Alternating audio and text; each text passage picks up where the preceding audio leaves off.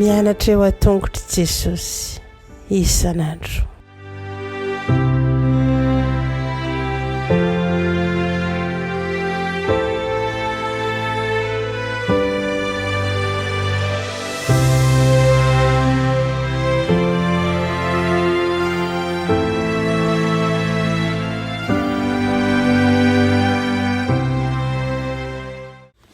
Faly miarabantsika tsirairay avindray amin'ity laroby fa 5 oktobra ity tonga eto amin'ny lesona ho an'ny lehibe isika amin'ity anio ity dia manasanao na araka izany hatramin'ny farany ity loham-piandohana alohan'ny hanomboantsika ny amin'ny lesona anio dia hivavaka isika. Raha inay malala tsara indrindra mbola misotro anao izay fa mbola nomenao izao fotoana izao indray fa nay mandinga ny teninao sy mianatra azy dia mangataka aminao izay mba melanao ny fahadisoana sy ny eloka rehetra ary taona anay mba anaiky sy ankasitraka ny teny avy aminao. Ampianaro ihany koa izahay ary mba hanana fandeferana sy fanetretena ka ahafahanay mandray ny teninao ampahindrena ary ihany koa ahafahanay mampiatra azy amin'ny andavanandrom-piainanay. Anaran'i Jesosy, amen.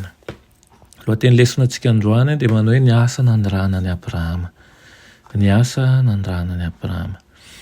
Omaly isika dia nijery manokana ny amin'ireo toe-tsaina izay votom-bavaka nanana ny Abrahama. Dia misy ny vokatr'izany toe-tsaina izay le toe-tsaina mandray vahiny sy be fitiavana izay nasehon'ny Abrahama sy ilay vavaka nataony dia misy vokany tokoa. Misy fanamariana mahaliana manko izay hita ao amin'io lahatsoratra io izay momba ny toerana nisy an'i Lota tao amin'ny tanàna Sodoma. I Lota ozy izy arak'izay voasoratra dia nanao hoe Lota ozy izy nipetraka tao am-bavahadin'ny Sodoma. Maneho izany fa nitana toerana ambony tao amin'izany tanàna izany i Lota. Azo antoka fa mpiasa-mpanjakana izy satria ny mpanam-pahefana, ny mpitsara ary ny mpanjaka ihany no nomena izany tombotsoan'ny fipetrarana eo am-bavahady izany tamin'izany andro izany. Saika nitovy manko ny Genesis 7:20 sy ny 12 mikasika ny tantaran'ireo anjely niaraka tamin'ny Abrahama. Samy mipetraka teo am-baravarana na teo am-bavahady Abrahama sy Lota. Samy nampihatra-ny vahiny Abrahama sy Lota. Ninona mety fahalemen'ny Lota dia toa nanana toetra tsara vitsivitsy izay nampiavaka azy ihany izy. Ary Andriamanitra ozy izy natsaka tamin'ny Sodoma sy Gomora, Solofara sy Afo avy tamin'Andriamanitra tany an-danitra ka nanjava an'ireny tanàna ireny sy ny tany lemaka rehetra sy ny mponina rehetra tao an-tanàna ary ny zava-maniry teo amin'ny tany. Tsy fantatsika ny isan'ireo izay mponina tao amin'ny tanàna Sodoma sy Gomora tamin'izany andro izany fa tamin'ireo olona anarivony tao dia 4 monja no avy nandositra an'izany ary 3 monja no avitra ny ainy. Toy izany koa tamin'ny safidrano tao amin'ny Genesis. Tsy haintsika ny isan'ireo velona tamin'izany fa ny fantatsika dia tsy voavonjy ny akamaroan'izy ireo.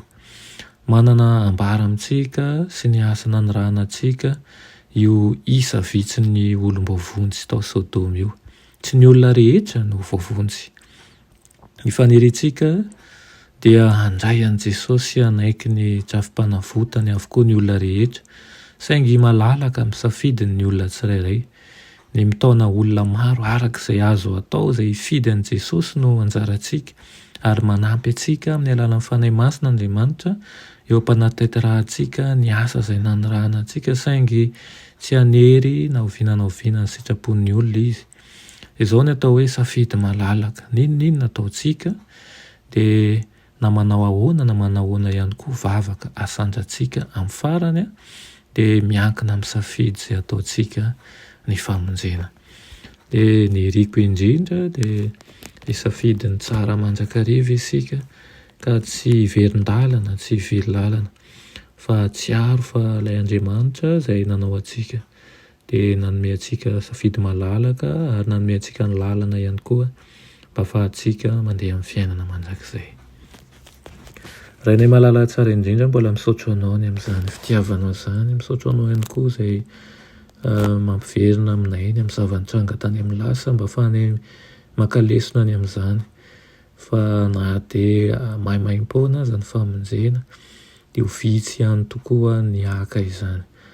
Ampio izahay ary tao mandrakariva mba tsy hatory ara-panahy, fa mba ho isan'ireo izay vitsy izay andrakotra ny fahasoavanao, handray ireo zavatsoa avy aminao, ary anaiky fa ianao irery ihany ny Tompo sy mpamonjy anay. Amin'ny anaran'i Jesosy, amen.